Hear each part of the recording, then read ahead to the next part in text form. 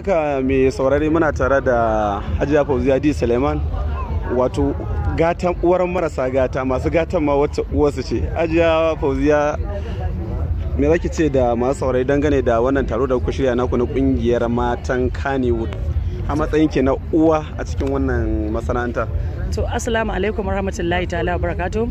To abinda zan ce da masu sauraro, mun hada wannan taro ne domin karfafa zumunci da sada zumunci a tsakanin mu mata na Kannywood. Dama muna zumunci amma ta cikin group ne ake yi a kan social media.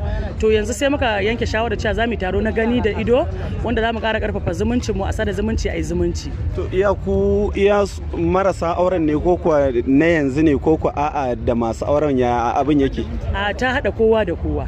Yanzu mu misali kaga ani mata aure ce, kuma akwai 'yan mata, akwai zawarawa, akwai matan aure, akwai kuma sababbi, akwai tsofaffi. Ita kungiyar ta hada kowa da kowa ne, ba magana tsofaffin jarumai bane ko sababbi, magana kowa da kowa ne. Duk wata mace ta aisa sunan cikin tana harka a cikin Kannywood, walau marubuciya ko jaruma, mawaƙiya, edita, duk wani abu da inda a cikin Kannywood kike to kina cikin wannan kungiya kuma kina da damar ki shiga.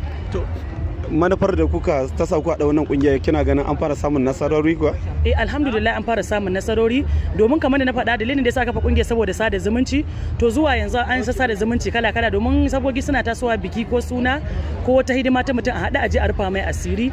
To wannan shine daman dalilin kafa kungiya, kuma an fara cimma matsaya. Kuma daman ke ma gona ce gurin kungiyoyi ba? Gaskiya ne, kungiyoyi kan akwai su masha Allah ko ta wani bangare. To muna godiya. Me zaki ce da kuma al'umma na barka da sallah na duniya? To ina wa al'ummar duniya barka da sallah. Allah ya sa mun yi ibadan mu kuma Allah ya ishe ta, Allah ya maimaita mana. Amin, amin.